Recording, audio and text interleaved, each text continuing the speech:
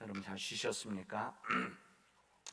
오늘 하루도 주님의 말씀과 함께 동행할 수 있는 믿음의 복된 날이 되어지기를 바랍니다. 아침은 그래도 선선한데 오늘 날씨가 무척 덥다고 어제 일기예보 보니까 그럽니다. 오늘 하루도 무척 덥지만 우리보다 훨씬 더운 곳에서 일하는 우리 이웃들을 생각하면서 잘 감당할 수 있기를 바랍니다. 그런 생각을 합니다. 우리 선교사님들이 계신 지역들, 대체로 그렇죠. 선교사님들이 계신 지역들은 이런 더위가 1년 내내 이렇게 되는 지역들이 대부분입니다. 우리들은 이 여름 기간이지만은 그런 선교사님들이 계신 지역들이 대체로 1년 내내 거의 이런 비슷한 더위 속에 지낸다는 것을 생각하고, 우리 선교사님들에서 기도하시고 또 우리들이 잘 감당할 수 있으면 좋겠습니다. 우리 믿는 자들에게 있어서, 그리고 구원받은 자에게 있어 주어진 아주 귀한 은총이 뭐냐면 천국입니다. 이 천국은 우리 믿는 자들의 삶의 마지막 목표라고 할 수가 있습니다. 이 천국에 대한 소망, 천국을 가기를 원하는 것, 천국을 얻는 것, 이 천국을 가기를 원하는 것은 이기적인 것도 아니고 우리가 기복적인 것도 아닙니다. 오히려 믿는 자들이 가져야 되는 이 거룩한 소망이다라고 할 수가 있습니다. 오늘 우리에게 주신 이 마태복음 16장 16절에서 20절에 있는 말씀은 우리 천국에 가기 위한 열쇠가 무엇인가, 이 부분을 우리가 알려주신 주님의 말씀입니다. 오늘 본문은 우리 믿음이 천국에 가는 열쇠라는 사실을 분명하게 우리들에게 알려주십니다. 천국의 열쇠를 베드로에게 주신다고 이렇게 말씀하시는데, 천국의 열쇠를 받았던 베드로, 오늘 본문 그대로 있는 말씀입니다. 왜 천국에 가는 열쇠를 베드로에게 주신다고 했는가? 그것은 베드로의 신앙 고백 때문에 그렇습니다. 이 가톨릭 교회에서 교황, 일대 교황을 베드로로 합니다. 그렇죠. 베드로가 로마 교황의 일대입니다.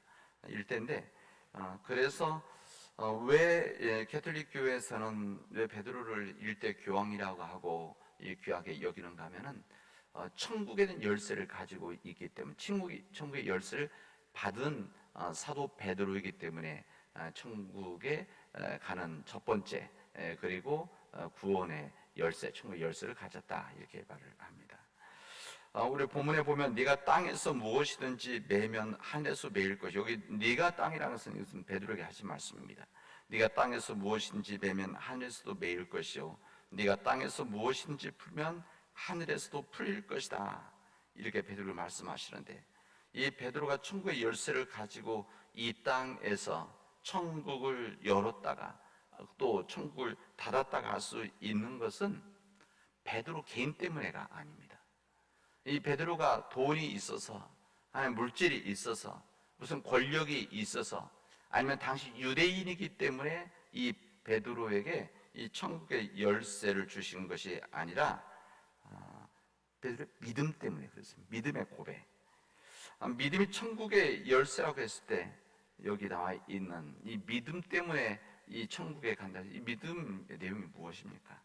어제는 제가 믿음이라고 하는 것은 하나님께서 우리를 사랑하십니다 라는 것을 믿는 것이 우리 믿음이라고 했는데, 이 믿음의 또 하나의 중요한 의미는 무엇인가 하면 하나님을 자신과 세상의 주인으로 인정하고 그 주인의 뜻, 하나님의 말씀에 따라서 매사에 순종하며 사는 것, 이것이 믿음이다, 이렇게 말할 수가 있습니다. 간단하지만 가장 중요한 이야기죠. 하나님께서 우리 자신과 우리의 세상이, 우리 주인이라고 하는 것은 매사에 우리가 아니라, 인간이 아니라 하나님이시라는 것, 이 하나님이시라는 것을 믿기 때문에 믿음에 따라서 순종하며 살아가는 것이 믿음이다, 이렇게 말씀드립니다. 그럼 믿음에 반대되는 이 죄라는 것은 무엇이겠습니까? 이 말씀대로 한다고 한다면 하나님이 아니라 자기 자신을 자신과 세상의 주인으로 생각하고 매사 자신의 욕심과 뜻대로 살아가는 것, 이것이 죄라고 할 수가 있습니다. 오직 의인은 믿음으로 인하여 살리라. 오직 믿음으로 말미암아 살 것이다 말씀하십니다. 하나님을 자신과 자신의 세계의 주인으로 인정하고 매사 하나님의 말씀에 따라 순종하며 살아가는 이런 믿음, 이 믿음으로 살아간다는 겁니다. 믿음으로 말미암아 살아간다는 것, 이 살아간다는 것 자체가 무엇인가 하면은 이 안에 담겨져 있는 뜻인 거죠. 매사에 나와 우리 세상이라고 하는 것은 내가 주인이 아니라 하나님이 주인이시라는 것을 믿는 것, 이 믿음으로 말미암아 살아가는 사람들이 성경에서 말하는 의인이라. 하박국 선지자가 말하고 사도 서신에서 사도 바울이 끊임없이 이야기하는 믿음으로 말미암아 사는 의인이라는 것은 바로 그런 의미입니다. 성경은 죄의 삭은 사망이라고 했습니다. 자기 자신을 자신과 세상의 주인으로 생각하고 매사에 자기 욕심에 따라서 내 뜻에 따라서 살아가면 뭐라고 합니까?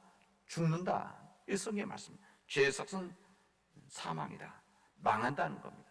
심판을 받는다는 것입니다. 이것이 성경이 가르쳐주는 신앙의 핵심입니다.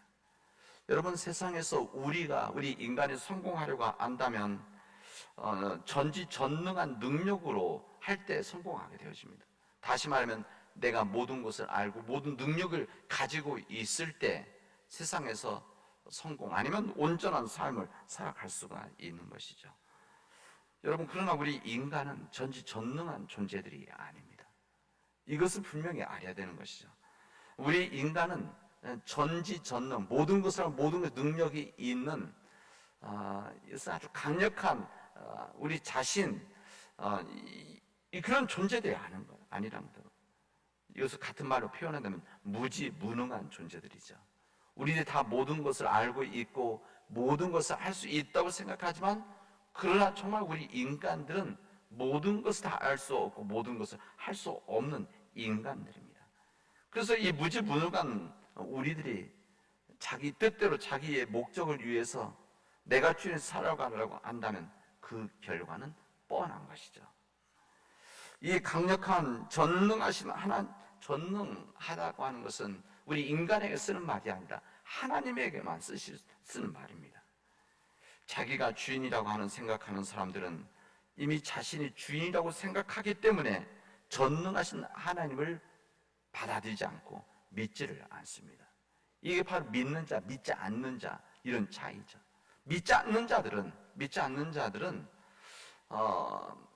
본인이 스스로 전능하신 하나님을 믿지 않는다 이런 표현을 쓰지는 않지만 그런 믿지 않는 자들의 생각 속에 무의식적인 무엇이 있는가 하면 내 삶의 주인은 나다. 그리고 내가 모든 것을 해야 된다. 그리고 할 수 있다. 이것을 생각하는 사람들입니다. 그래서 배우지 않는 겁니다. 그래서 믿음을 갖지 않는 겁니다. 만약에 본인이 내가 그렇게 할 수 없는 사람이기 때문에 내가 전능한 사람이 아니고 내가 모든 것을 할 수 있는 내 삶의 주인이 아니라는 것을 어떤 모양으로든지 깨달으면은 그러면 하나님을 믿게 되어집니다. 하나님을 알려고 하죠. 그리고 교회에 돌아오게 되어집니다. 그러나 이것을 알지 못하기 때문에 여전히 내가 내 뜻대로 살아갈 수 있고 내 능력으로 살아갈 수 있는 것이다. 이것을 더 정확하게 표현한다 하면 내 삶의 주인은 나다. 나에 대해서 책임지는 것은 나뿐이다. 이것을 가지고 있기 때문에 주님을 영접하지를 못하는 겁니다. 자기 자신이 주인이 돼서 자기 생각과 자기 세상의 주인이 되어진다고 이 생각하는 것, 이렇게 생각하는 것 우리는 알죠.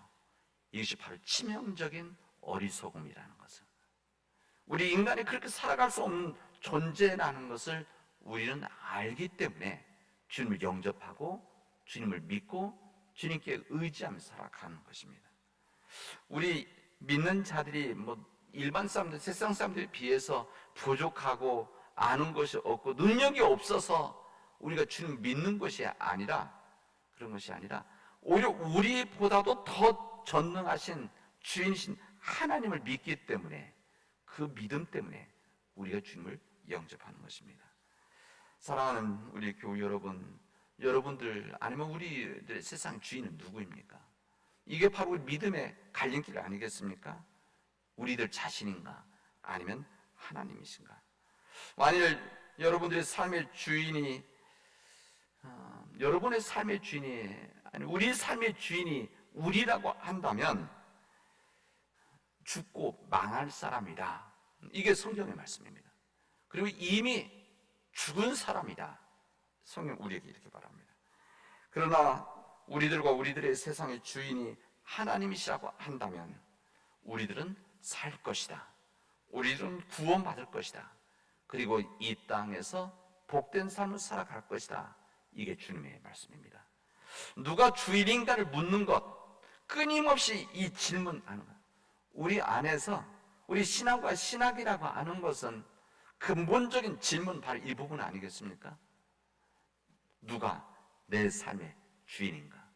그리고 이 세상의 주인이 누구인가? 이 질문하고 확인하는 일이 우리 삶에서는 중요합니다. 온전한 삶의 성공이랑 온전한 삶이라고 하는 것은 하나님께서 내 삶의 주인 되도록 우리가 내 자신을 비워놓는 것, 이것이 온전한 삶의 비결이라고 할 수 있습니다.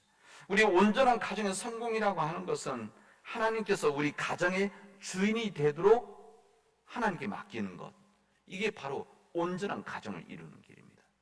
마찬가지로 온전한 교회, 이 교회 부흥이라고 하는 것은 하나님께서 진정 우리 교회의 주인이 되도록 우리가 주님 앞에 맡기는 것, 이것이 부흥의 열쇠다라고 할 수가 있습니다.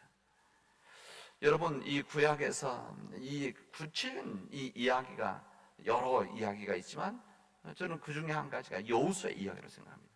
이 여호수아가 이제 모세가 죽고 느보산에서 이제 모세가 죽은 다음에 이 가나안 땅에 들어가는 새로운 역사를 시작하는 이 일이 이제 여호수아에게 주어졌고 여호수아가 그 일을 바톤을 받게 되어집니다. 그리고 이 가나안 땅에 들어서 첫 번째 요단을 거는 첫 번째 싸움이 무엇인가 하면 여리고 싸움이었습니다. 이 여리고성은 난공불락의 요새입니다. 그리고 첫 번째 가나안 땅 만나는 성이고 튼튼한 성이었습니다. 그러나 여기에서 어떻게 됩니까? 여기를 첫 번째 성에서 승리를 하게 되어집니다. 이 승리하게 되질 때 이스라엘 이 군인들이 이스라엘 사람들이 열심히 싸우고 힘으로 싸운 것이 아닙니다.